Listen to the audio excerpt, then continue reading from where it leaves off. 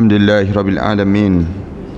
Wassalatu wassalamu ala ashrafil anbiya wal mursalin wa ala alihi wa sahbihi ajma'in. Subhanaka la ilma lana illa ma 'allamtana innaka antal alimul hakim. Ya alim 'allimna min ilmika kama tarda bihi 'anna. Ya halim khalliqna bi khuluqil hilmi wa haqiqna bi haqa'iqil ilmi. Allahumma akhrijna min zulumatil wahmi wa akrimna bi nuril fahmi wa aftah alaina bi ma'rifatil ilmi wa hassin akhlaqana bil hilmi wa sahhil lana abwaaba fadlik wa ansur alaina min khazaini rahmatik ya arhamar rahimin wa ya arhamar rahimin wa ya arhamar rahimin, amma ba'd. Para hadirin yang dirahmati sekalian, alhamdulillah kita syukur pada Allah kerana masih lagi diberi kesempatan oleh Allah untuk kita meneruskan pengajian ini dalam ayat yang ke-106. Kita berhenti pada ayat 106 dan kita sambung bacaan yang kita baca sebelum daripada ini.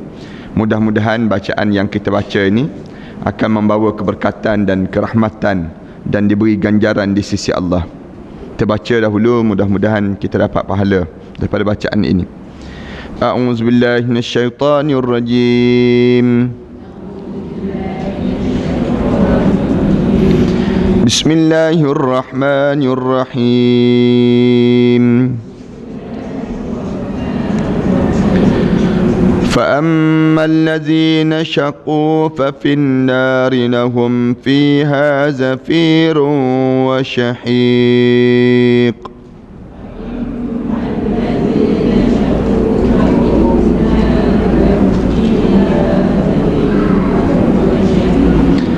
خالدين فيها ما دامت السماوات والأرض إلا ما شاء ربك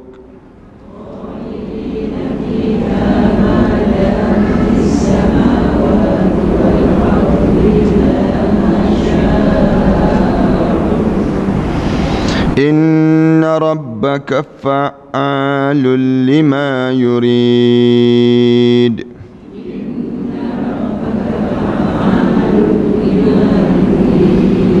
وأما الذين سعدوا ففي الجنة خالدين فيها ما دامت السماوات والأرض إلا ما شاء ربك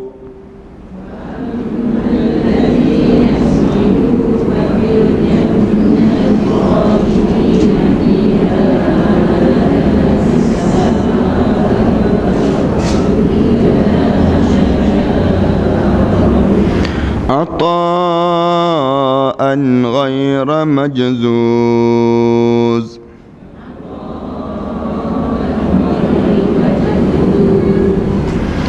فلا تك في مرية مما يعبد هؤلاء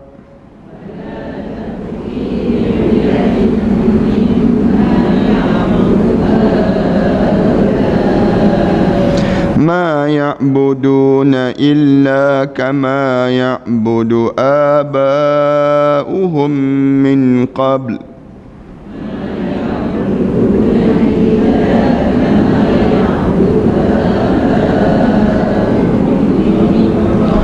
وإنا لموفوهم نصيبهم غير منقوص.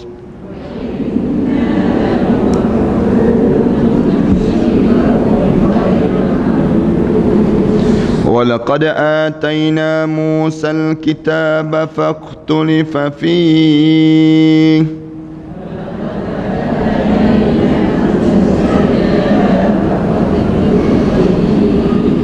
ولولا كلمة سبقت من ربك لقضي بينهم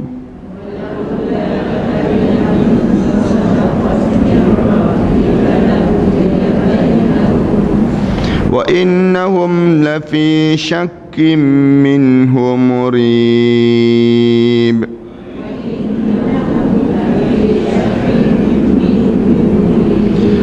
وإن وإن كلا لما ليوفينهم ربك أعمالهم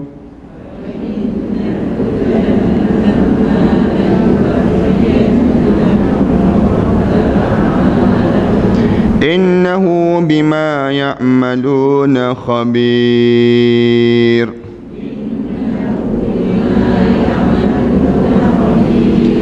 فاستقم كما أمرت ومن تاب معك ولا تطغوا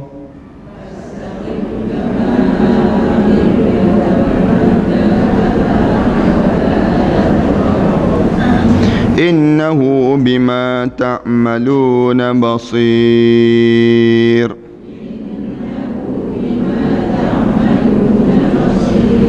ولا تركنوا إلى الذين ظلموا فتمسكم النار وما لكم من دون الله من أولياء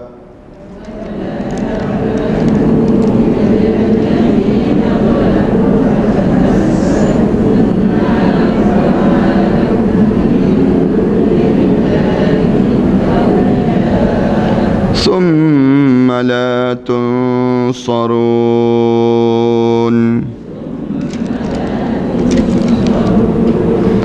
وأقم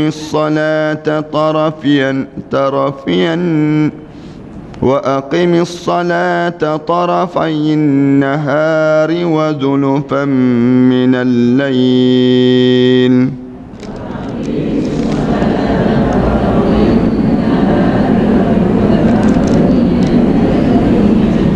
إن الحسنات يذهبن السيئات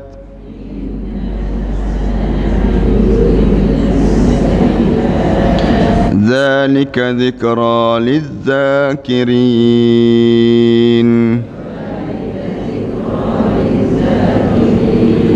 واصبر فإن الله لا يضيع أجر المحسنين.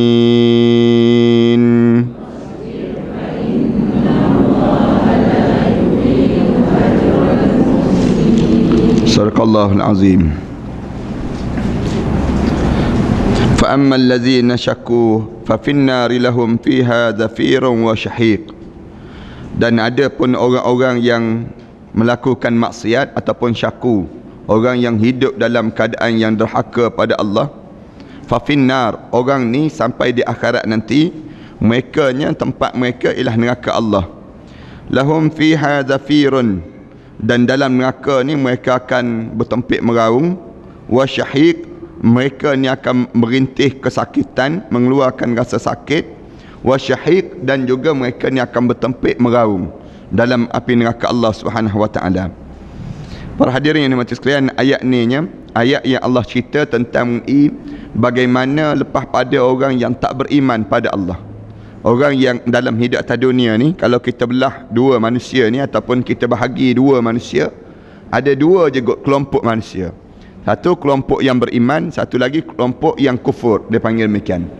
Yang beriman ni Allah jadikan tempat mereka dalam syurga. Syurga ni Allah cerita sebelum daripada ni. Allah cerita tentang bagaimana ganjaran, katanya Allah, daripada kita dapat daripada pengajaran daripada Nabi ni.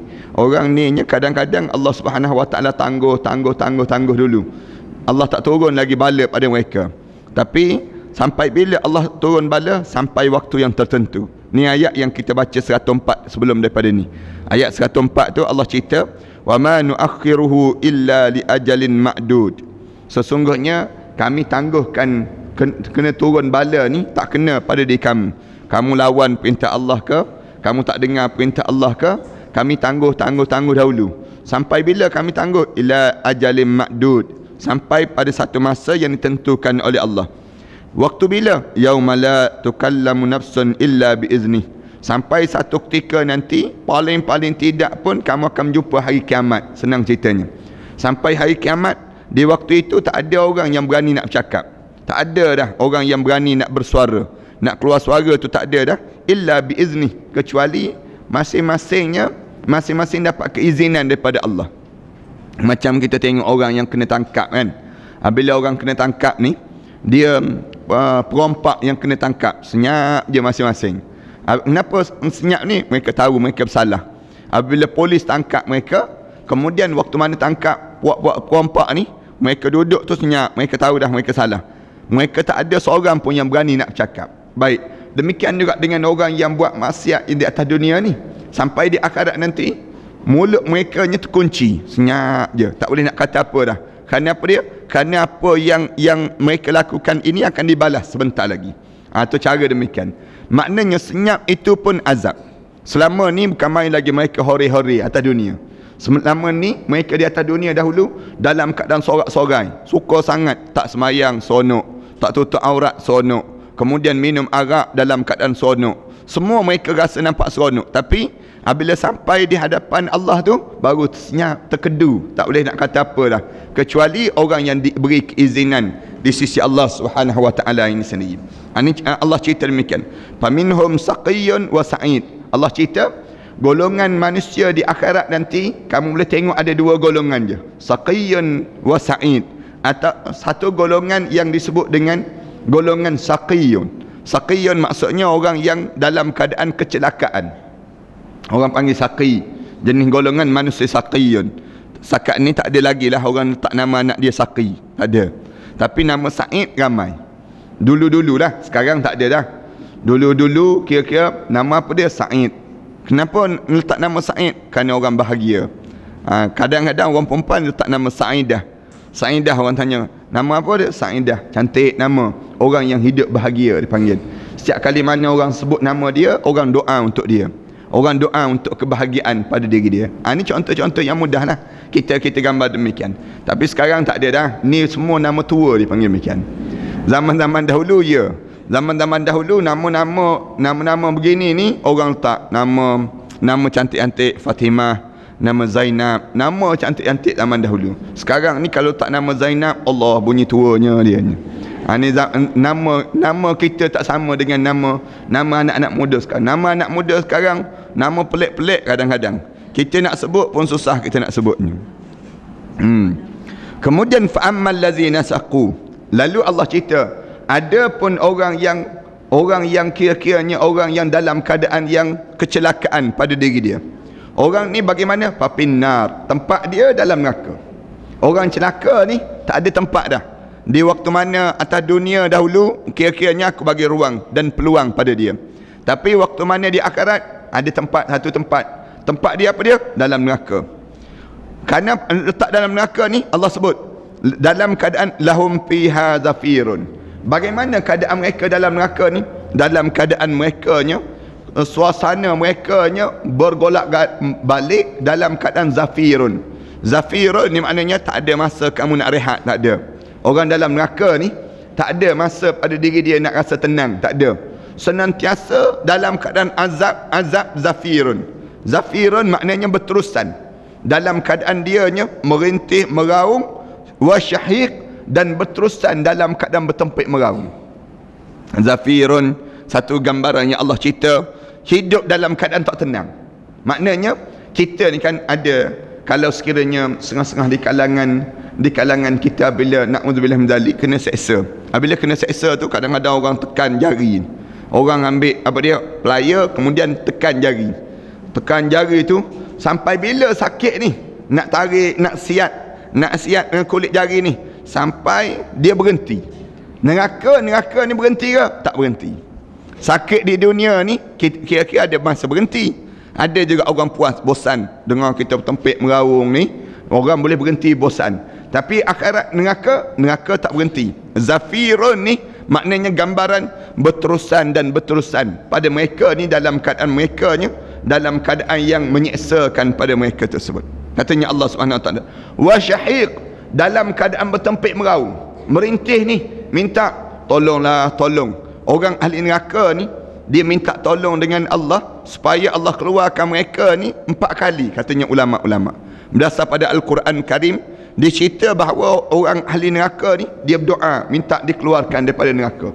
Sampai Allah sebut, diamlah kamu, jangan bercakap lagi. Ikhsa' lakum, katanya Allah, diam kamu, aku tak nak bercakap lagi. Fala tukallimun, jangan kamu cakap lagi. qala khsa'u fiha. Katanya Allah, qala khsa'u fiha, diamlah kamu, jangan bercakap lagi. Ikhsa' ni maknanya keji sungguh kamu ni, jahat sungguh kamu. Sampai peringkat yang keempat tu Allah sebut qala khsa'u fiha, jangan kamu bercakap lagi, diam pada diri kamu di waktu ini. Maknanya aku tak nak dengar lagi kamu duk mengayu minta keluar ni, tak ada dah pada diri kamu, katanya Allah Subhanahu Wa Taala. Khalidina fiha, kekalah mereka dalam neraka ni. Sampai bila kekal dalam neraka? Madamatis samawati wal ard, selagi mana adanya langit dan bumi ini sendiri. Ini satu bahasa kiasan, Allah nak gunakan demikian. Bahasa kiasan, bukannya langit dan bumi itu ada lagi, tak. Maknanya kalau kamu nak bayangkan berapa lama, kira-kiranya kamu bayang start daripada Allah mula ciptakan alam ini, kemudian sampai bila? Sampai tak ada dah alam ini. Berapa lama tu? Ni terpulang pada Allah lah. Illa ma syaa rabbuk, kecuali orang-orang yang tertentu yang Allah boleh keluarkan mereka. Maksudnya apa dia? Ulama kata dosa-dosa manusia ni Allah jadikan pada mereka, dia ada masa tempoh pada mereka. Waktu mana, sebagaimana orang masuk dalam penjara, ada penjara seumur hidup, tak ada peluang untuk nak keluar sampai bila-bila. Ada masa yang kamu dikena penjara 17 tahun. 17 tahun maknanya lepas pada 17 tahun, ataupun dia kadang-kadang belum lagi 17 tahun, dah 15 tahun tu dia dah boleh keluar dah. Ini ada juga demikian. Ada juga illa ma syaa rabbuk, sama juga dengan Allah. Allah ni lebih hebat daripada itu. Allah buat sampai kamu dibakar, digoreng, dipanggang, dicanai dalam neraka ni, maknanya berapa lama kamu? Dasar pada dosa-dosa kamu lah. Dosa kamu ni berapa banyak? Illa ma syaa rabbuk, selama mana dosa yang kamu lakukan ini dan Allah nak azab kamu sampai waktu tersebut. Allah nak biarkan kamu, biar sampai dalam keadaan ini. Inna rabbaka fa'alul lima yurid, kerana Allah ni dia akan buat berdasar pada apa yang dia nak.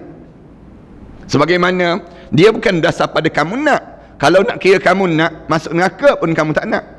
Tapi Allah buat berdasar pada apa yang dia nak. Yang dia nak ni, yang menyebabkan apa dia? Tengok, ada orang yang dirayu dan akhirnya dia boleh keluar. Kadang-kadang kita baca dalam hadis Rasulullah sallallahu alaihi wasallam kan, ada orang yang dia masuk neraka dah, tapi anak dia ni tak masuk dalam syurga lagi. Anak dia ni anak yang saleh, anak dia yang mati kecil, misal contohnya, waktu mana kecil lagi dah mati dah. Anak dia ni tak nak masuk syurga Allah. Waktu mana anak ni tak nak masuk, lalu ditanya oleh malaikat tanya anak dia yang mati kecil, malaikat tanya pada dia, kenapa kamu tak masuk lagi syurga? Sedangkan peluang kamu masuk syurga ni, dah kamu boleh masuk syurga dah sekarang. Anak dia jawab apa dia? Aku tak nak masuk selagi mana mak aku tak masuk, disebut. Aku tak nak masuk selagi mana ayah aku tak masuk. Di waktu mana aku dahulu atas dunia, dahlah tak sempat nak bergurau dengan mak ayah, disebut demikian. Sekarang pun aku tak boleh juga masuk dalam syurga, tak boleh nak bergurau juga dengan mak ayah aku ni. Maknanya sekarang aku nak bergurau dengan mak ayah aku pula. Ya Allah, disebut demikian. Dia minta. Allah ni belah kasihan pada dia.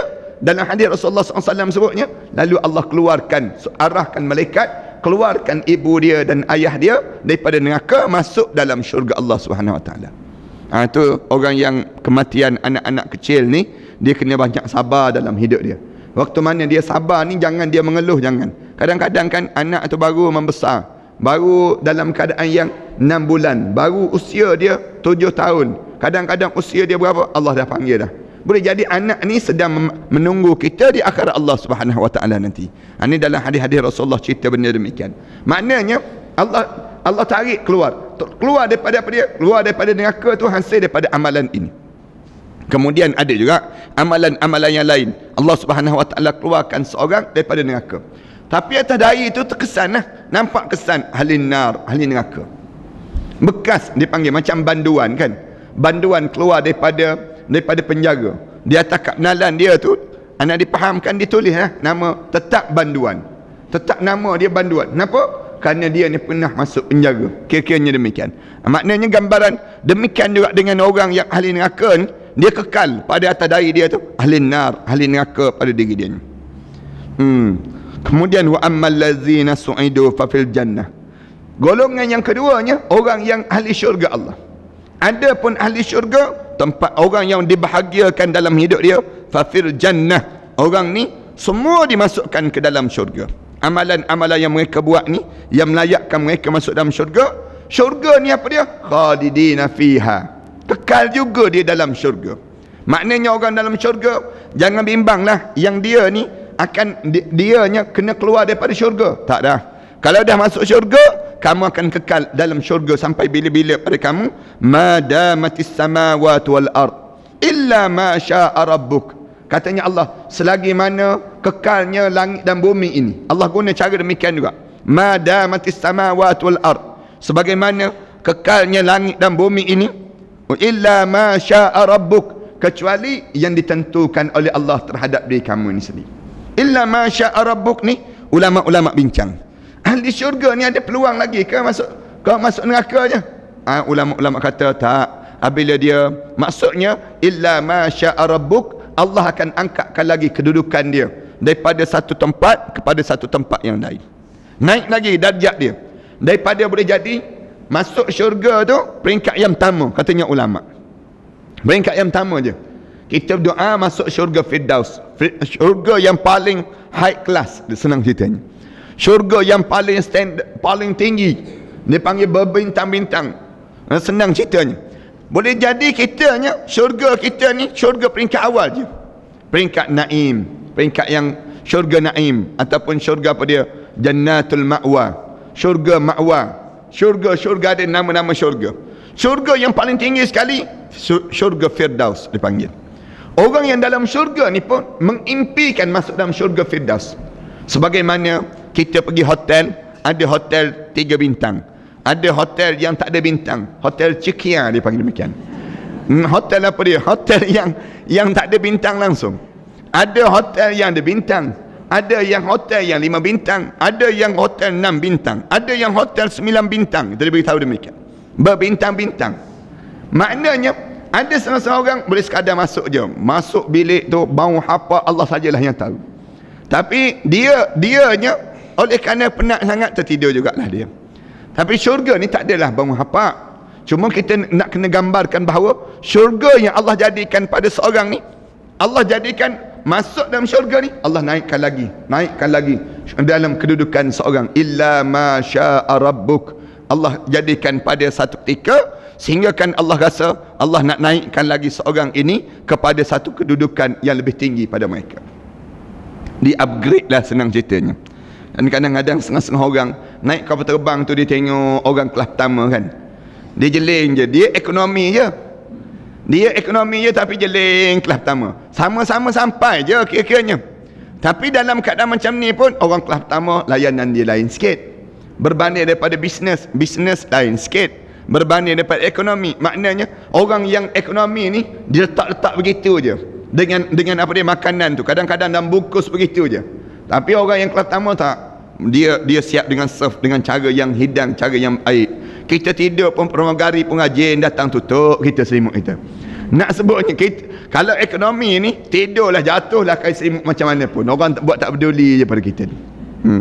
Nasib boleh naik kapal terbang pun satu rahmat, katanya pramugari ni. Tapi tak apalah, boleh juga naik dipanggil, boleh juga masuk syurga. Ini kan pula yang tak masuk langsung. Na'udzubillah min zalik, sengsaranya dalam hidup mereka tersebut. Ata'a ghaira majzuz, Allah bagi ni nikmat yang ghaira majzuz, nikmat yang tak putus-putus. Syurga Allah ni nak sebutnya nikmat apa dia? Kamu dalam hidup kamu ni, kira-kiranya kalau kita baca dalam hadis Rasulullah, nikmat dia apa dia? Makan, tak ada proses nak buang, tak ada. Makanlah, makan sebanyak mungkin. Proses nak cernakan balik makanan ni macam mana? Allah jadikan berpeluh. Dalam syurga ni, orang dalam syurga tak perlu nak fikir nak masuk bilik air kat mana, tak ada dah pada diri dia. Dia makan dah, nak kata dia jadi gemuk, tak. Dia sentiasa diet sepanjang masa. Makanan dia ni sentiasa nampak slim je dianya. Makanan maknanya tersusun pada diri dia. Dia makanlah apa saja pun dia akan peluh dia pula keluar bau wangi. Ahli syurga, bauan lebih hebat daripada bauan kasturi. Bau wangi, orang semua nak pegang. Rajin kamu makan ya, bau pegang. Rajin kamu makan, semua nak pegang ni peluh-peluh yang bau. Atas dunia kita ni cuba peluh je, tak ada siapa nak dekat dengan diri kita. Maknanya gambaran apa dia? Gambaran beza kita dalam syurga dengan ghaira majzuz tadi. Allah sebut nikmat yang berterusan dan berterusan untuk ahli syurga ni. Fala taku fi miryatin mimma ya'budu haula. Jangan kamu rasa ragu-ragu dalam apa yang mereka sembah itu sendiri. Maknanya apa dia? Yang mereka sembah itu dalam hidup kamu jangan teragak-agak nak kata mereka ni kufur. Jangan. Kufur ke tak kufur mereka ni. Jangan pada diri kamu. Dengan orang yang kafir ni, dengan orang yang tak beriman pada Allah, katanya Allah, fala taku fi miryatin mimma ya'budu haula. Kamu jangan teragak-agak nak sebut apa dia? Nak sebut tak betul tu. Cara ni boleh jadi kita ni tak betul, dia lebih betul daripada kita. Jangan. Na'udzubillah min zalik. Dalam beriman pada Allah, jangan kita ingat pada diri kita ni bahawa syariat kita ni tak betul, syariat dia yang betul. Jangan. Dalam hidup kita kena ajar dalam hidup kita ni syariat kita ni lebih betul. Dan jangan teragak-agak dalam mengatakan bahawa syariat yang mereka buat itu, yang mereka lakukan ini dalam keadaan yang betul, manakala kita pula yang salah. Jangan demikian. Cara demikian. Ana 2-3 hari ni tak tahulah, wartawan sibuk tanya pasal kapasing yang tolak hudud dia. Wartawan baik dalam The Star telefon, kemudian ATV telefon, semalam TV3 telefon. Ana tak tahu keluar tak keluar kenyataan Ana semalam dalam TV3, dalam berita semalam. Waktu mana mereka tanya pada Ana, wartawan tanya, Ustaz nak cakap apa dia tentang apabila kapasing, dia kata dia tetap mempertahankan bahawa hudud ini tak sesuai dan apabila dilaksanakan juga menjadikan kebelakang dalam hidup. Ana kata kapasing ni dia tak faham syariat, dia jangan bercakap. Sebagaimana saya tak bercakap tentang agama dia, saya tak bercakap tentang agama dia, dia jangan bercakap tentang agama saya. Dia ajar demikian, kita sebut pada mereka. Anak kata bagi kenyataan pada kapasing, bagi tahu pada dia diam-diam sudahlah. Dia boleh hidup tu pun satu rahmat yang Allah bagi. Senang cerita. Maknanya gambaran apa dia? Kita hidup ni orang Islam dia ikut syariat. Sebagaimana puasa. Puasa ni wajib kepada kapasing? Tak wajib. Kapasing mana wajib? Kena puasa. Tapi yang wajib kena puasa ni siapa dia? Orang Islam. Hudud ini untuk siapa? Untuk orang Islam. Kena kepada kapasing? Tak kena. Tak kena pada diri dia. Selagi mana dia ada undang-undang dia sendiri. Dia nak percaya undang-undang kolonial dia terimalah. Manakala yang undang-undang kita kena terima. Kenapa? Kita orang Islam kan? Kita orang Islam, kita kena terima. Tak kira parti A ke, parti B ke, parti apa pun, sebut kata syariat Allah, kita kena terima. Sebagaimana sembahyang kita semua terima. Sebagaimana puasa kita semua terima. Soal nak laksana tak nak laksana, itu soal kedua. Soal yang pertamanya, terima dulu. Terima tak terima kita. Yang jadi masalahnya, orang Islam sendiri tolak syariat Allah Subhanahu Wa Taala. Jangan orang Islam yang tolak. Kita jangan tolak syariat Allah. Nak laksana, itu cerita kemudian. Soal sekarang, kamu terima tak terima dulu. Orang bukan Islam, kita nak harap orang bukan Islam terima syariat. Yang jauh sekali. Mereka nak terima kerana mereka sendiri tak terima Islam. Manakala kita nak terima Islam dengan tujuan apa dia? Kita nak laksana Islam. Nak laksana. Kenapa dia kita nak laksana dalam hidup kita? Kerana kita tengok penyelesaian tidak ada dengan undang-undang manusia yang ada sekarang ni. Tak ada, anak sebut demikian. Jadi nak tak nak sekarang kita kena terima. Yang heran anak sebut, kapasing dia boleh terima. Dia boleh terima yang namakan dengan apa dia? Dengan undang-undang kolonial untuk pancung, bunuh, gantung sampai mati. Gantung sampai mati ni lebih dahsyat daripada hudud. Hudud potong tangan je. Kan kira-kira ni. Padahal yang tu lebih dahsyat lagi. Gantung sampai mati. Kenapa dia boleh terima? Ni dalam syariat. Lepas tu dia kata, wartawan tanya lagi. Dia kata kapasing kata undang-undang syariat ni terkebelakang. Itu kapasing dia sebut demikian. Kerana dia tak faham. Dia tak belajar. Dan dia kapasing lepas pada ni tolong jumpa dengan orang yang tahu tentang syariat. Tanya dulu. Jangan lawan terus, jangan. Tanya dulu anda sebut. Tanya dulu apa dia syariat, belajar dulu. Kalau kamu betul-betul lawan juga di waktu ini, itu masalah lain. Kita kira kemudian. Sekarang kamu dianggap kafir zimmi. Kalau kamu lawan juga syariat, artinya kamu kafir harbi. Senang cerita. Tu baru dia timbul. Dia panggil demikian. Lepas mana tu, apabila kamu kafir habis, kamu tak layak dah duduk dengan orang Islam. Tu kalau kita sebut macam tu mana perang lah senang ceritanya. Tu cara beza. Selagi mana kamu boleh terima syariat, kamu kafir zimmi. Kalau kamu tolak syariat, kamu kafir harbi. Dan kamu kafir harbi, kamu tak layaklah duduk di negara orang Islam. Sebagaimana orang Islam dihalau, dibunuh di bumi Myanmar, misal contohnya. Dia senang ceritanya.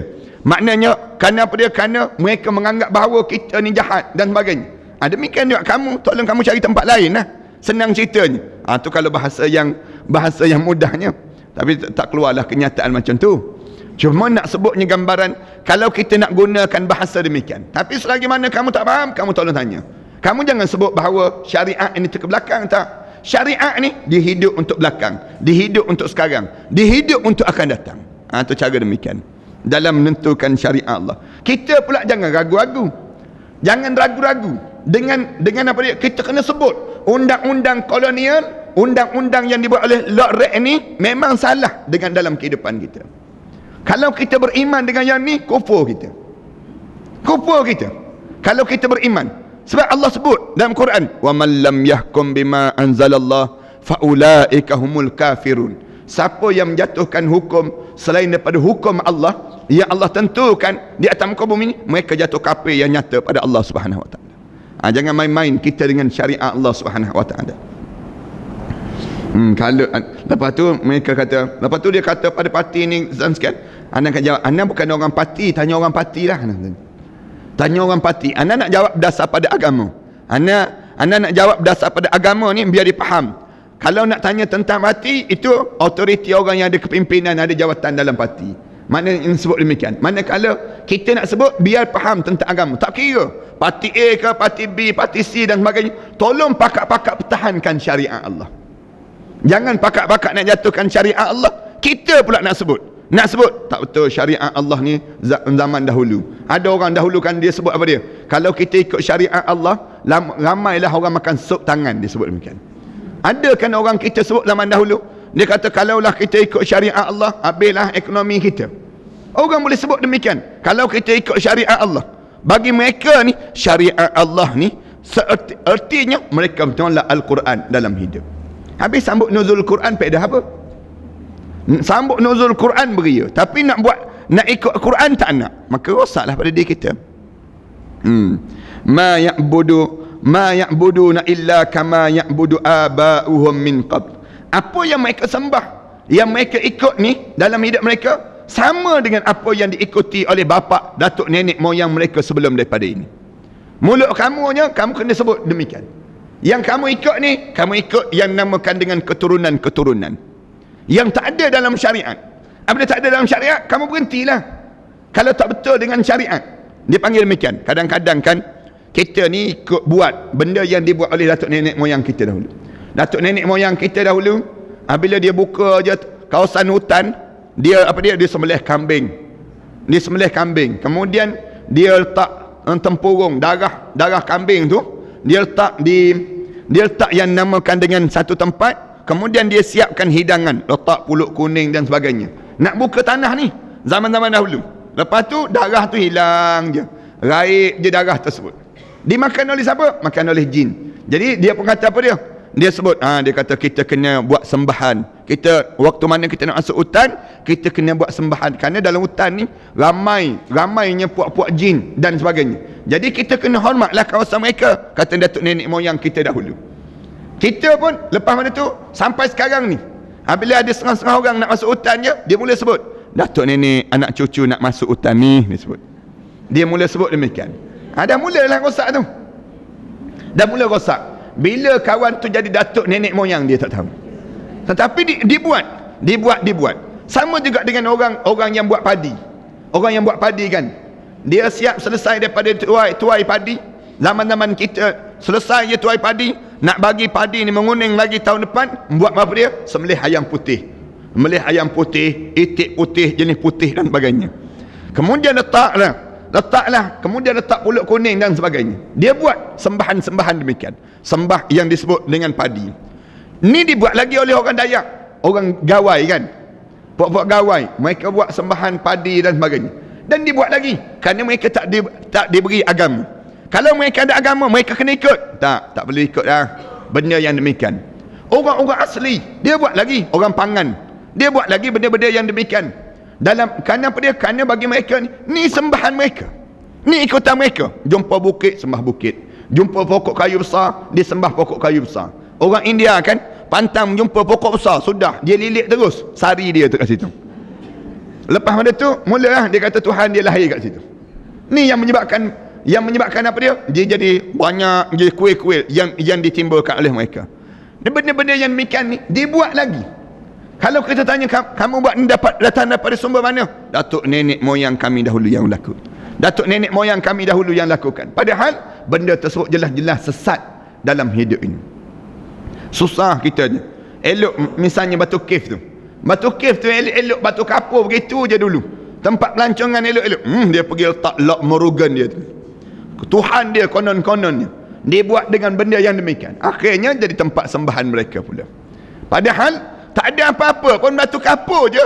Untuk kajian arkeologi dia panggil demikian. Untuk bahan-bahan untuk kajian sejarah yang kita boleh tengok bagaimana orang purba dan sebagainya. Tak, datang dia mula-mula buat kecil dulu. Mula-mula buat kecil dulu. Anda ingat kecil-kecil dahulu memang kecil sangat lah. Sekarang diisytiharkan tanah haram dia dah, senang ceritanya. Konon-konon kawasan ni kawasan yang baik dan sebagainya. Seluruh dunia datang. Kita pula meraihkan tempat itu. Kita pula memberi peluang pada mereka. Di kalangan pemerintah kita pula bagi pula nak sembah-sembah. Masa Taipusan pula kita pula raih pula mereka dan sebagainya. Akhirnya merosakkan kawasan yang elok-elok untuk pelancongan tiba-tiba diubah menjadi kawasan yang namakan dengan peribadatan. Kita pula meraihkan pula. Ni yang dilarang dalam syariat. Wa inna lam waffuhum nasibahum ghaira manqus. Dan katanya Allah pasti dan sesungguhnya kami pasti akan menyempurnakan dengan secukup-cukupnya pembalasan terhadap mereka tanpa Allah kurangkan sikit pun pembalasan ini sendiri. Maknanya apa dia? Masuk neraka pada orang ni memang selayak-layaknya aku masukkan. Tanpa aku tidak zalim sikit pun. Aku buat ni biar padan-padan dengan apa yang kamu lakukan ini sendiri. Yang kamu lakukan, kamu buat khianat. Yang kamu lakukan, kamu buat macam-macam gaya ni, kami akan jadikan pada kamu pembalasan yang sempurna untuk diri kamu. Walaqad atayna Musal kitaba faqtulifa fihi. Dan hendaklah kamu ingat wahai Muhammad, sesungguhnya Nabi Musa dahulu kami bagi kitab juga pada mereka. Tapi apabila kami bagi kitab pada Musa ni, faqtulifa fihi, mereka tetap lawan juga kitab yang diturunkan oleh Allah pada Nabi Musa itu sendiri. Nabi Musa Allah bagi pada mereka, pada Nabi Musa kitab Taurat. Kira-kiranya dalam keadaan ni mukjizat yang besar Allah jadikan pada Nabi Muhammad dengan tujuan apa dia? Nak sebut cerita pada Nabi Muhammad ini, jangan kamu ingat Quran ni orang tak lawan. Jangan ingat apabila sebut saja Quran tak ada orang nak lawan. Orang lawan. Nabi Musa pun orang lawan. Jangan kamu ingat kamu seorang je kena lawan. Tak. Bahkan Nabi-Nabi sebelum daripada ni semua dilawan. Satu sunnah dalam dakwah dia panggil, apabila kamu sebut tentang agama, dia akan ikhtirat. Orang akan lawan. Para hadirin sekalian, cuba perhatikan. Tak payah orang lain lawan. Anak-anak kita pun dia lawan. Kita suruh dia pergi baca Quran, misal contohnya. Pergi baca Quran, pergi Ramadan ni, kita baca Quran lah elok sikit. Kita sebut demikian. Anak kita pun akan jawab terus, alah, semalam dah baca dah Quran, hari ni nak kena baca lagi, dia tanya. Anak kita akan lawan terus. Malas lah, letih lah. Anak kita kata Quran, malas lah, dah puasa ni malas nak baca Quran. Anak kita akan lawan. Dia akan lawan dahulu. Tapi kita sebut pada dia, pergi tengok TV, pergi, kita sebut demikian. Pergi tengok TV, pergi buka TV terus, bikin bangun terus. Bangun terus. Tengok TV tu boleh bangun terus. Kita ajak, jom kita pergi dengar kuliah. Dengar kuliah, ustaz sama je dia sebut. Yang datangnya, ni kita belajar pun gitu jugalah. Anak kita mengeliat je nak dengar kuliah. Nak dengar kuliah tu, malas terus. Kita buka rancangan TV, ada Al-Kuliah misal contoh. Ada Al-Kuliah, anak kita muka bela terus. Dia duduk dengan kita tu, muka semacam je. Yang dianya nak tengok cerita Indonesia, drama Indonesia misal contohnya. Kita pula tukar tengok pula di waktu ni tengok Al-Kuliah. Kita pun elok je dosa. Mesti dia akan marah. Dia akan jadi demikian. Dia tengok-tengok cerita tengah-tengah sedap, kita tukar rancangan tadarus Al-Quran misal contohnya. Lagilah tension dia. Allah, tadarus Al-Quran pula dah dia sebut. Dia akan jadi demikian. Tu sama orang Islam. Belum lagi dengan orang kafir. Kalau dengan orang kafir, mereka akan lawan. Lawan ini satu sunnah. Sunnah yang kamu kena didik, nak kena lawan. Apabila orang kafir lawan, kamu jangan ingat kamu je kena lawan. Bahkan apa dia? Nabi Musa AS telah dilawan. Waktu mana turunnya kitab Taurat pada Nabi Musa. Yang lawan pada Nabi Musa ni siapa dia? Bapa angkat dia sendiri. Bapa angkat dia sendiri. Pemerintah yang paling besar di waktu itu, Fir'aun. Bukan orang lain. Fir'aun sendiri yang lawan Nabi Musa AS. Allah jadikan satu perjalanan yang cantik kan. Nabi Musa ni, waktu mana Fir'aun sedang istihar, siapa yang lahir anak lelaki saja mesti dibunuh. Lahir anak lelaki mesti dibunuh. Allahu Akbar. Kita tengok yang kat China baru-baru ni kan, orang lahir anak kembar seramai 11 orang. 11 orang ke 12 orang. Anak dia ni berderet-deret 11 orang. 11 ke 12 anak tak ingat ni. Dalam keadaan seorang ibu keluar 12 orang serentak. Allah nak jadikan demikian. Orang Cina ni tak boleh ramai anak sepatutnya. Tapi Allah jadikan, kat manalah sampai 12 orang tu dalam perut dia ni besar, anda tak boleh bayang perut dia besar mana. Yang anak-anak dia ni 12 orang keluar ni. Kita ni kalaulah keluar 12 orang terus tak beranak, lepas pada tu tak kena gaya. Cukup dah, sekali cukup dah melahirkan anak, kena 12 orang. 12 orang kena sampai peringkat demikian. Kerajaan Cina bagi pilihan pada dia, seminggu je pilih seorang je. Yang lain tu mesti dicampak di atas gunung. Matilah anak dia yang lain. Seminggu je dia beri pilihan. Dia pun pilih anak lelaki. Yang kedua tak silap ingatan anak. Anak lelaki daripada yang ramai yang keluar tu, dia pilih seorang je. Yang lain tu kena campak je. Kena bunuh je, dipanggil demikian. Kenapa? Tak boleh. Undang-undang kerajaan Cina ramai sangat rakyat ni. Mesti seorang anak, begitulah undang-undang yang dilakukan. Seorang ke 2 orang anak. Tu je yang dibolehnya. Sampai peringkat demikian. Kita ni kat sini ni berbiak-biak tak jadi masalah pun kita. Negara kita ni ramai mana pun tak ada undang-undang. Tak ada peraturan, dipanggil demikian. Patutnya kena rasa syukurlah. Alhamdulillah boleh duduk tempat yang sama. Kalau kamu duduk di negara Cina, negara komunis sana, lagi teruk dipanggil demikian.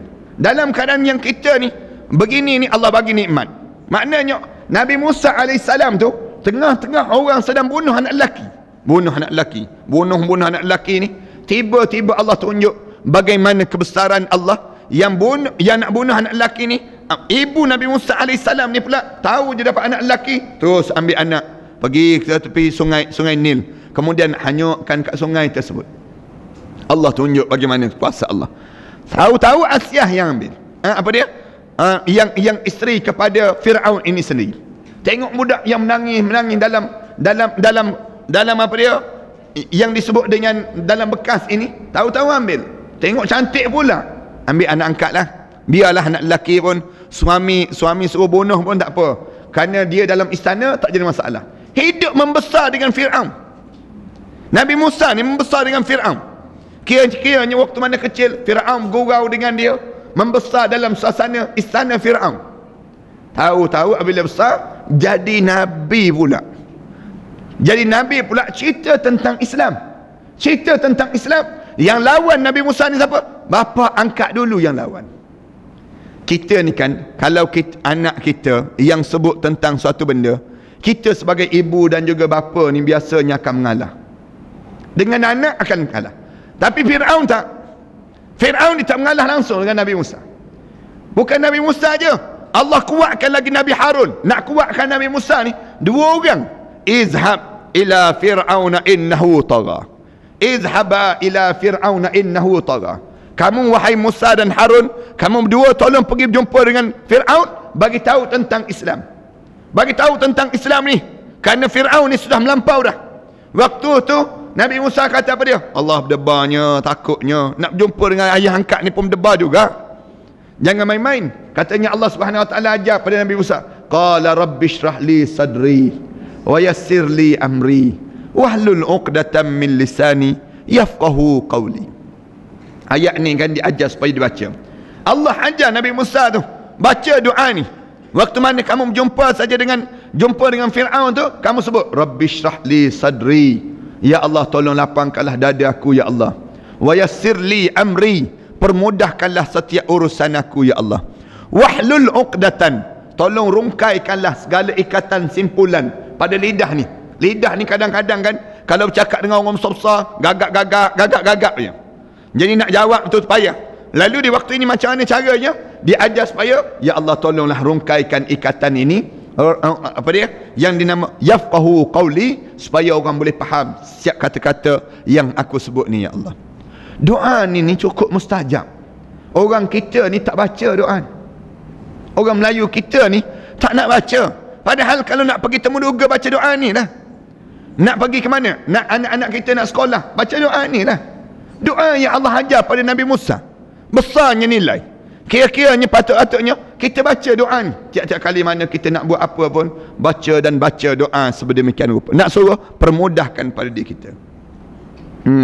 Walaula kalimatun sabaqat min rabbik, kalaulah tidak ada ketetapan daripada Allah yang tentukan pada kamu, laqudiya bainahum, nescaya Allah akan hukumkan mereka ini sendiri. Maksudnya kalaulah tidak ada ketetapan yang Allah nak azabkan mereka di akhirat nanti, nescaya Allah turunkan azab pada orang lawan Nabi Muhammad sallallahu alaihi wasallam itu. Tapi oleh kerana Allah dah tulis dah, umat Muhammad ini Allah tak turun azab. Umat Muhammad ni Allah tangguh dulu azab. Tangguh. Kamu buat dosa, Allah tak jadikan apa-apa. Kan kadang-kadang ada orang tanya, Ustaz, kami ni tengok orang yang tak semayang, tak puasa, tak tutup aurat, semua hidup segar-segar je semua. Kita ni pula yang semayang, yang puasa ni, kejap-kejap kena sesama disebut. Kejap-kejap sakit lutut, kejap-kejap sakit belakang. Ada je penyakit yang kita ni. Yang mereka ni segar-segar je, minum arak segar, buat maksiat pun segar. Macam mana mereka boleh segar, Ustaz? Kita jawab, kenapa dia? Allah jawab ni, walaula kalimatun sabaqat mir rabbika laqudiya bainahum, kalaulah tidak daripada ketentuan Allah yang Allah tentukan pada kamu ni, nescaya Allah telah balas untuk mereka tersebut. Wa innahum lafi syakkim minhu murib, kerana sesungguhnya orang kafir Mekah ni dia memang mendatangkan kesusahan dan kepayahan kepada orang yang beriman terhadap Al-Quran Karim itu sendiri. Mereka yang menimbulkan keraguan yang amat sangat terhadap Al-Quran. Mereka dah sebut macam-macam gaya. Mereka ni tak beriman, mereka tak beriman, tetapi mereka pula menimbulkan keraguan pada Al-Quran Karim itu.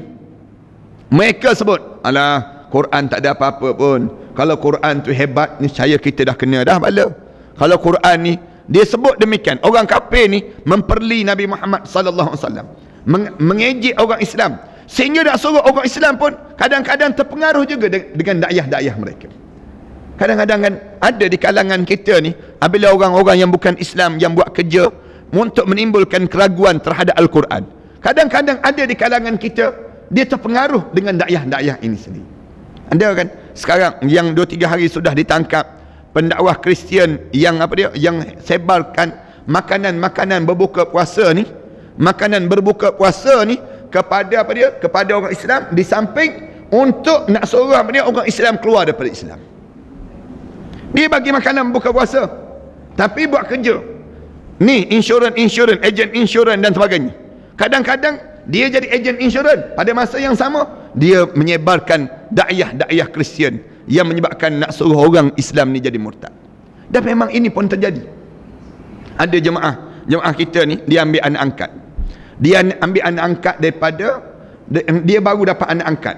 Dapat anak angkat ni cantik lagi, anak orang Melayu kita. Anak orang Melayu. Anak tanya dapat daripada mana ni? Ustaz tahu tak? Saya dapat daripada gereja ni, Ustaz, dia sebut. Daripada gereja. Dia sebutlah nama daripada pertubuhan NGO Kristian itu. Dia kata itu pun saya dapat daripada kawan saya. Kawan saya tu, kemudian saya telefon banyak kali. Saya telefon, ada budak perempuan yang nak melahirkan anak. Yang dah nak melahirkan anak, gereja yang bela dia. Kenapa gereja bela? Dia kata kerana kalau dia ni pergi tempat yang terbuka dan sebagainya, pergi jumpa orang Islam akan tangkap dia dan akan dakwa dia melahirkan anak tanpa bapa dan sebagainya. Susah dia, biar Kristian yang buat. Yang ni yang sedang terjadi di negara kita ni. Bila saya pergi berjumpa dengan NGO Kristian ni, dia pergi berjumpa NGO tu, bukan main lagi takut. Ya ke? Kamu tak report pada polis ke? Kamu tak jabat agama ke? Dia sebut demikian. Dia kata bila saya dah kawan, dah dia percaya pada saya lama sikit Ustaz, dia kata dia bagi tahu anak-anak orang Melayu ni yang datang ke gereja lebih 30 orang dah anak angkat yang dia keluar. Anak-anak yang orang Melayu kita ni yang melahirkan anak kemudian bagi pada gereja, dan gereja tu serah pada orang bukan Islam pula untuk dijadikan anak angkat. Dahlah dia buat dosa tu, dia bertindak dosa dia. Yang ni yang anak biasa sebut ni. Bagaimana peranan lagu-lagu yang mengasyikkan ini membahayakan pada umat Islam. Peranan lagu ni, lagu yang mengkhayalkan. Dia suruh cari pasangan, dah ada pasangan misal contohnya, lama-lama pasangan dia payahkan nak kahwin. Bila payah nak kahwin, proses nak kahwin ni susah, sukar dan sebagainya, terlanjur. Bila terlanjur, dapat zuriat. Dah dapat zuriat ni, macam mana cara? Pergi ke gereja buat majlis pengampunan dan keluarkan anak tersebut. Lalu anak Melayu kita ni murtad. Dia sebut ni, orang ni sebut, dia lebih pada 30 orang dah NGO ni yang lakukan untuk orang Melayu Islam. Dia kata dia je alhamdulillah selamat, anak tu dapat pada dia dan dia bela sekarang. Dia kata saya termimpi-mimpi yang saya ni nampak budak ni. Bila mula-mula saya diberitahu tu, saya istikharah, saya semayang, dia kata saya mimpi budak tu datang rumah saya dan sebagainya. Ni jemaah kita cerita ni. Ni di Shah Alam yang berlaku, bukan berlaku di tempat-tempat lain, tak, di Shah Alam. Benda yang berlaku demikian. Jumpa, lepas tu nak daftar pula sebagai anak angkat. Takut nak berjumpa ni. Tak bagi berjumpa dengan ibu tersebut. Tak bagi berjumpa. Saya tak boleh berjumpa dia. Sampai hari ni saya tak berjumpa. Dia kata akhirnya, dia kata tak apalah, you pergi je daftar anak angkat ni. Ibu tu mesti daftar di pejabat pendaftaran. Dan kebetulan dia kawan dengan pegawai pendaftaran tersebut. Dia tanya, ibu tu macam mana? Katanya pegawai pendaftaran tu, ibu tu cukup cantik sangat, usia 22 tahun. Kalau saya ada anak lelaki, saya akan kahwinkan dengan ibu tersebut. Budak perempuan tu cantik sangat. Budak belajar di IPT. Maknanya apa dia? Orang cukup cantik Allah bagi pada dia, dan dia berzina dapat anak ni. Ibu tu cantik sangat disebut. Katanya pengarah yang pegawai pendaftaran tu kata, kalau saya ada anak lelaki, saya akan suruh anak lelaki saya kahwin dengan budak perempuan. Cantiklah maknanya gambaran demikian. Tiba-tiba boleh melahirkan anak sampai demikian. Ni kita tak buat kerja. Kita orang Islam, kita orang bukan Islam buat kerja. Lepas tu dah buat kerja, keluar daripada Islam, baru kita kelam kabut di kalangan kita. Ni yang berlaku di kalangan kita. Mereka yang menimbulkan keraguan terhadap Al-Quran. Cuba baca je laman web kan. Kita baca surat khabar. Para hadirin sekalian rajin tengok dalam M-Star misal contohnya. Tengok dalam M-Star, tepi tu dia ada ruangan iklan. Iklan yang banyak. Siapa yang masukkan iklan tu? Kristian. Bagaimana Yesus akan menyelamatkan kamu daripada neraka, disebut demikian. Bagaimana Yesus disebut, bagaimana Kristian akan menolong orang Islam. Macam-macam gaya. Iklan mengeluarkan seorang daripada suasana yang kira-kira berlaku tekanan. Ada orang Islam kita ni yang dia hantar email pada anda. Dia kata, saya Ustaz, bukan saya nak pergi ke gereja, tetapi oleh kerana saya nak diisytiharkan muflis, saya minta bantuan dengan pejabat zakat, tak dapat. Saya pergi minta dengan Baitul Mal, tak dapat. Saya nama nak blacklist dah, saya tak ada tempat dah saya nak buat. Akhir saya pergi ke gereja sanggup untuk mengeluarkan senarai nama itu daripada orang yang kena blacklist ini, mengeluarkan, bayar semua dengan syarat saya menjadi ahli di kalangan gereja itu. Tak masuk Kristian pun tak apa. Tapi di kalangan baru je ikut sertai program-program NGO kami ni sini. Ini yang berlaku. Kadang-kadang kita tutup mata je. Benda yang berlaku ni jangan main-main. Jangan main-main di kalangan kita. Kerana pengkristianan yang sedang berlaku ini, dia akan merosakkan generasi yang akan datang nanti. Di kalangan yang dilakukan di kalangan orang bukan Islam pada orang Islam. Anak-anak kita dia fikir mudah je. Dia nak fikir seronok, dia nak fikir enjoy. Kalau tidak, mana masakan boleh terjadi kaldai dadah itu. Yang menjadi kaldai dadah kan, pujuk begitu je. Takkanlah senang sangat dengan cara demikian. Bagi tawaran itu, tawaran ni. Tapi dengan cara demikian akhirnya merosakkan di kalangan kita ni sendiri. Wa inna kullan lamma la yuwaffiyannahum rabbuka a'malahum. Dan sesungguhnya pada masing-masing ini, pada masing-masing mereka yang selisih itu, Allah akan sempurnakan apa yang mereka selisih ini, yang mereka lakukan ini sendiri, yang mereka lakukan a'malahum, dengan amalan-amalan mereka ini. Innahu bima ya'maluna khabir. Sesungguhnya dia, yakni Allah, maha mengetahui apa yang kamu kerjakan.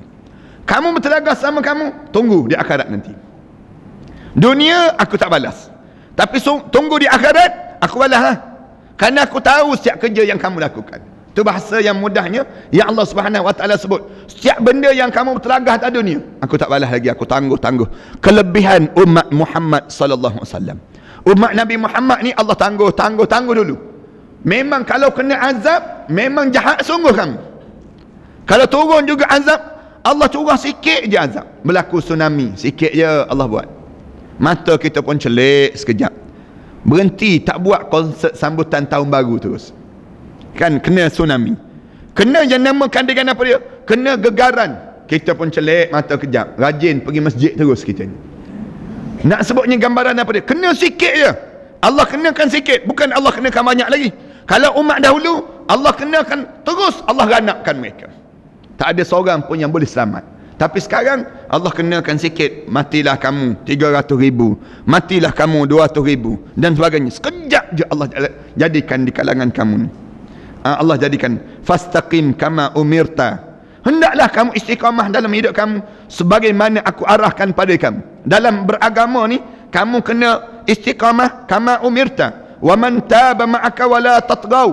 Dan orang-orang yang berserta dengan kamu hendaklah sentiasa wa man taba, orang yang bertaubat dan sentiasa kembali pada Allah, wala tatghaw, dan jangan kamu melampau. Innahu bima ta'maluna basir. Sesungguhnya dia, yakni Allah, maha mengetahui dan juga Allah sentiasa melihat setiap perbuatan yang kamu lakukan. Maknanya jangan lebih-lebih dalam beragama. Wala tatghaw, jangan kamu melampau. Konon kamu taubat, dengan taubat tu kira-kira tak naklah kamu sembahyang. Kamu sembahyang sampai tak nak makan. Jangan. Sembahyang juga, makan juga. Wala tatghaw, jangan melampau. Dalam beragama ni jangan melampau. Nak tutup aurat, tutuplah. Tapi jangan sampai macam Tuan Ram je kamu ni. Melampau sangat. Tak tahu benda apa dah yang sedang berjalan. Jangan. Maknanya apa dia? Wala tatghaw, jangan kamu melampau. Apa benda lagi? Kamu nak tidur. Islam benarkan. Tapi jangan melampau. Subuh tolong bangunlah pada diri kamu. Kamu nak sembahyang, kamu nak baca Quran, baca. Tapi jangan melampau. Sampai kamu baca tak sedar diri dah kamu bacanya. Tatghaw dia panggil, melampau. Nak puasa sunat, puasa. Tapi jangan melampau dalam puasa sunat kamu jaga-jaga pada diri kamu, dipanggil demikian. Wala tarkanu ilal ladzina zalamu, dan jangan sekali-kali kamu cenderung pada orang yang melakukan kezaliman di atas dunia. Wala tarkanu, jangan kamu cenderung, jangan kamu bersama, jangan kamu berserta, jangan kamu turut bersama. Wala tarkanu ni maknanya perasaan rasa nak bersama, nak sikit pun dengan orang yang melakukan kezaliman. Orang yang melakukan kezaliman ni jangan kamu bersama dengan mereka. Maknanya apa dia? Orang yang lawan perintah Allah, jangan kamu serta dengan mereka, jangan. Kenapa dia? Fatamassakumun nar, kamu akan disambar dengan api neraka Allah. Kalau kamu sama dengan mereka, kamu sembahyang, mereka tak sembahyang, kamu sama dengan mereka, kamu masuk neraka juga. Kenapa kamu masuk neraka? Kerana di waktu ini kamu mengizinkan mereka tak sembahyang, kamu membenarkan mereka tak sembahyang. Orang yang fasik, kita hanya berdoa untuk orang fasik ni. Doa, ya Allah panjanglah umur orang yang fasik ini, misal contohnya. Kamu zalim lah. Nak suruh dia berterusan dalam fasik ke? Nak sebut, sehingga kan ulama kata haram kita berdoa untuk panjang umur orang yang fasik. Tak boleh nak berdoa, ya Allah panjanglah umur orang yang buat maksiat ni, ya Allah. Sedap kita. Dengan tujuan apa dia? Sedap kitanya dengan tujuan, kalau kita berdoa demikian, dia akan menyebabkan pada diri dia akan berterusan buat maksiat. Jangan. Bashar al-Assad yang jahat sekarang kan, Alhamdulillah kemarin berita yang terbaru kita dapat terimanya ialah di mana Perdana Menteri Syria berpaling tandah daripada Bashar Assad. Semalam kira-kiranya demikian. Paling tandah dia pun tahu dah kalau dia berterusan juga, dia pun kena, dengan dia pun akan dibunuh nanti. Sekarang dia paling tandah. Ramai dah yang angkasawan Syria ni, orang yang pertama pergi ke ISS di kalangan orang Syria tu, paling tandah bersama dengan apa dia, tentera pejuang untuk membebaskan bumi Syria. Maknanya mereka tahu kalau mereka berterusan dengan orang zalim, dengan mereka pun kena, ni, sampai Perdana Menteri pun keluar dapatkan suaka politik dekat negara Turki yang disebut dengan negara-negara yang berdekatan ini sini. Manakala tentera Iran dah mula masuk, tentera Iran ni masuk ke bumi Syria dengan tujuan apa dia? Nak pertahankan Syiah ni, jangan bagi jatuh Syiah yang ada ni sendiri. Ini sampai peringkat demikian. Inilah perbalahan yang besar yang sedang berlaku di kalangan umat Islam di bumi Syria, dan kemenangan itu semakin hampir, dan kita berdoa biar Allah bagi kemenangan yang besar dalam peperangan yang berlaku di bumi Syria ini sendiri. Sama juga dengan Burma. Sekarang ni dah kena tekan. Myanmar tu dah mula ditekan oleh negara-negara umat Islam tekan.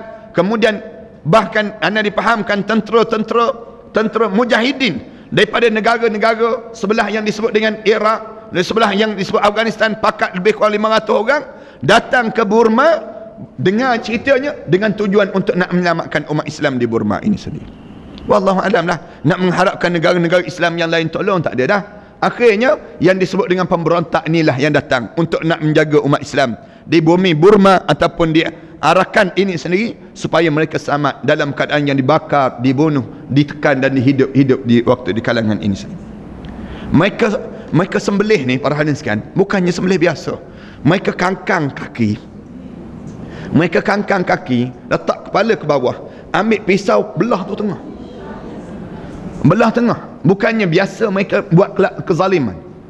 Kalau setakat tikam gitu mati, boleh kita kata ya mati, alhamdulillah, mati syahid, orang demikian. Tapi diseksa sebelum daripada mati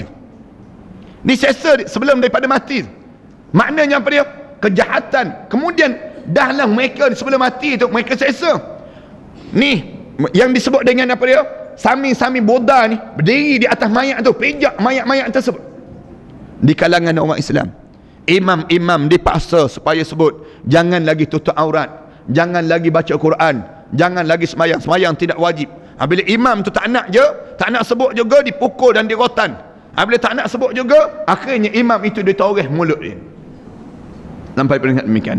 Ni yang berlaku di bumi Burma, yang sedang umat Islam di Rohingya yang sedang berhadapan dengan krisis yang untuk nak bersihkan umat Islam di bumi Arakan ini sendiri.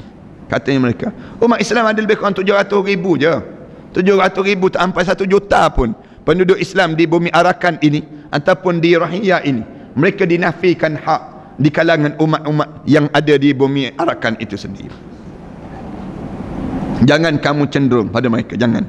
Fatamassakumun nar, kamu akan disambar dengan api, dengan api neraka Allah. Wa malakum min dunillah min awliya. Di waktu itu kamu tidak akan dapati seorang pun yang akan membantu pada diri kamu selain daripada Allah ni nak tolong pada kamu. Summa la tunsarun, kemudian tidak ada lagi pertolongan yang akan sampai pada kamu ini sendiri. Kemudian insya-Allah kita akan sambung pada ayat ni pada minggu akan datang nanti, insya-Allah.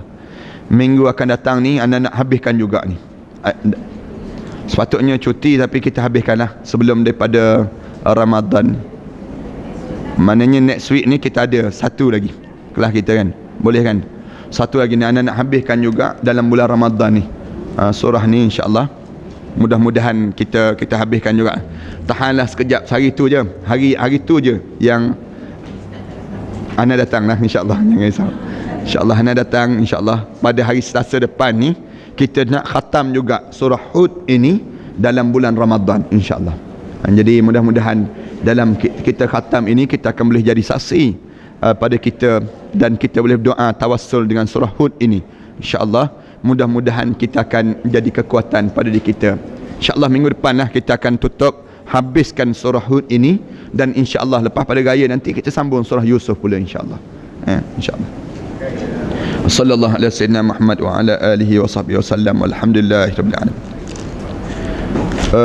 Surah kuliah kat sini je ada ni minggu depan ni. Di masjid negeri tak ada. Di masjid negeri dah kita berakhir pada hari Khamis ni insya-Allah. Manakala esok ada macam biasa. Esok ada insya-Allah. Kemudian kelas ni je sebab anak nak khatamkan juga surah Hud ini. Jadi anak nak khatam sempena dalam bulan Ramadan Al-Mubarak ini. Jadi kita datang juga lah pada minggu depan sekejap untuk kita nak khatamkan surah ini insya-Allah dalam bulan Ramadan Al-Mubarak ini.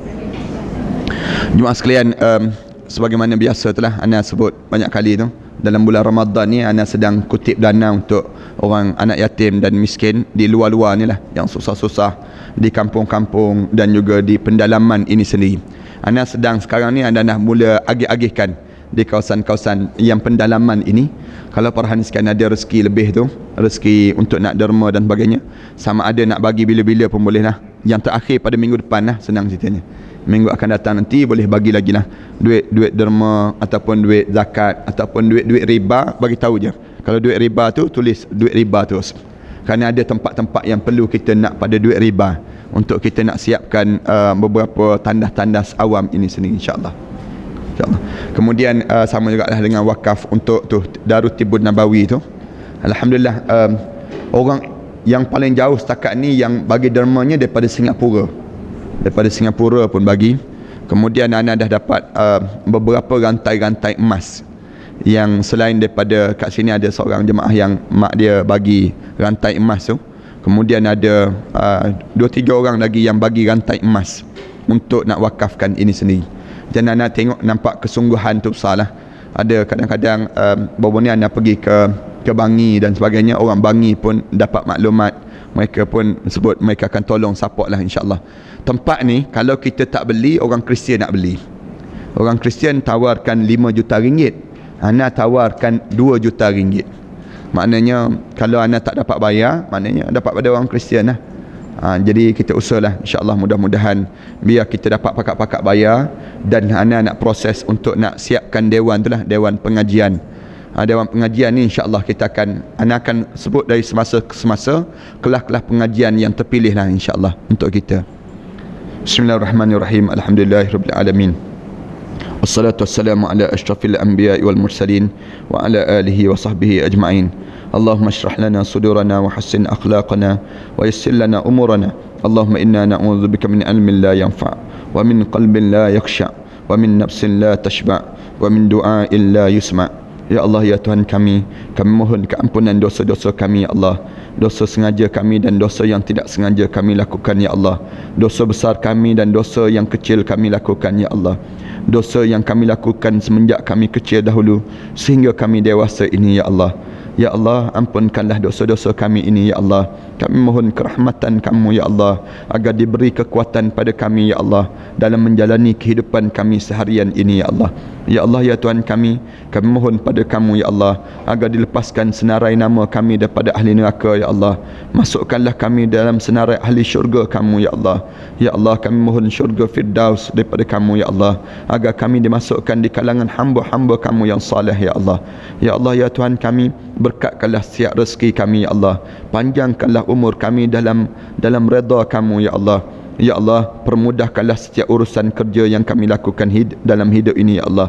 Bantulah kami ya Allah dalam menghadapi ujian-ujian yang kami jangka dan kami tidak jangka dalam hidup ini ya Allah. Ya Allah, ya Tuhan kami mohon pada kamu ya Allah, agar diteguhkan hati kami ya Allah, diistiqamahkan badan kami ya Allah dalam mentaati perintah kamu ya Allah. Senangkanlah kami menyebut nama kamu ya Allah. Senangkanlah kami membaca ayat-ayat kamu ya Allah. Senangkanlah pendengaran kami untuk mendengar ayat-ayat kamu ya Allah. Ya Allah, ya Tuhan kami mohon pada kamu ya Allah, agar dilepaskan setiap ikatan-ikatan yang membelenggu kesusahan pada kami ya Allah. Ikatan-ikatan sihir yang mengikat pada tubuh badan kami ya Allah. Ikatan-ikatan belenggu hutang ya Allah yang mengganggu hidup kami ya Allah. Ikatan-ikatan yang menyusahkan hidup kami di dunia dan di akhirat nanti ya Allah.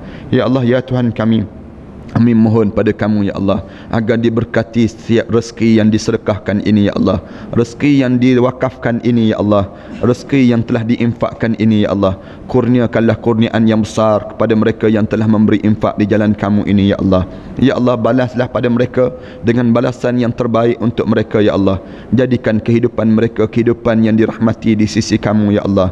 Pilihlah mereka di kalangan hamba-hamba kamu yang saleh ya Allah. Terimalah amalan wakaf yang mereka lakukan ini ya Allah. Sampaikanlah ganjaran amalan wakaf ini kepada arwah ibu mereka, arwah ayah mereka, dan kepada arwah-arwah yang mereka niat itu ya Allah. Jadikanlah kubur-kubur mereka di antara taman-taman syurga ya Allah. Selagi mana kekalnya bangunan ini ya Allah, selagi mana kekalnya pengajian-pengajian di sini ya Allah, selagi mana dunia dan bintang dan serta bulan yang masih lagi memberi sinar dalam kehidupan manusia ini ya Allah. Kami mohon pada kamu ya Allah agar keberkatan ini berterusan dalam kehidupan mereka ya Allah. Kerana kamulah yang akan memberi dan kamulah yang akan mengambil. Di dalam genggaman kamulah ya Allah setiap urusan ini ya Allah. Kami tidak mempunyai kekuatan dan keupayaan ya Allah. Kamulah yang mempunyai kekuasaan, yang kekuasaan yang tiada taranya ya Allah. Kekuasaan kamulah kami harapkan ya Allah agar diberi kemenangan pada umat Islam di Rohingya ya Allah. Umat Islam di bumi Arakan ini ya Allah, mereka sedang diuji dan diuji di sisi kamu ya Allah. Kami mohon pada kamu ya Allah agar ditabahkan hati mereka ya Allah. Manakala anak-anak yang sedang membesar ini ya Allah, teguhkanlah jiwa-jiwa mereka ya Allah agar mereka menjadi pejuang agama kamu ya Allah. Manakala masjid-masjid yang dibakar itu ya Allah, gantikanlah dengan masjid-masjid yang lebih baik daripada yang sedia ada ya Allah. Bagilah kesedaran pada para pendermawan ya Allah agar membuka hati-hati mereka untuk menderma kembali ya Allah, dan ditunjukkan jalan yang lurus dalam hidup mereka ya Allah. Ya Allah ya Tuhan kami mohon yang terbaik ini ya Allah, dan apa yang terbaik dalam hidup kami ya Allah. Ya Allah ya Tuhan kami, kembalikanlah balik kejahatan yang mereka cuba melakukan kejahatan ke atas tubuh badan kami, pada tubuh badan anak-anak kami, kepada dalam tubuh badan keluarga kami, jiran tetangga kami dan masyarakat kami ya Allah. Satukanlah hati-hati kami ya Allah. Selamatkanlah rumah tangga kami ya Allah daripada pencuri, pengkhianat yang melakukan pengkhianatan yang tak berkesudahan ya Allah. Amankanlah bumi ini ya Allah, amankan negara kami ya Allah, amankan negeri kami ya Allah. Tenangkanlah kehidupan kami dalam berkeluarga dan berumah tangga ya Allah, agar kami hidup dalam keadaan senang mentaati perintah kamu ya Allah. Ya Allah ya Tuhan kami mendengar doa ini ya Allah. Kamu perkenankan doa ini ya Allah, kerana pada kamulah kami mohon ya Allah, dan pada kamulah kami minta ya Allah. Rabbana alaika tawakkalna wa ilaika anabna wa ilaikal masir. Rabbana atina fid dunya hasanah wa fil akhirati hasanah wa qina azaban nar. Sallallahu ala sayyidina Muhammad wa ala alihi wa sahbihi wasallam. Walhamdulillahirabbil alamin.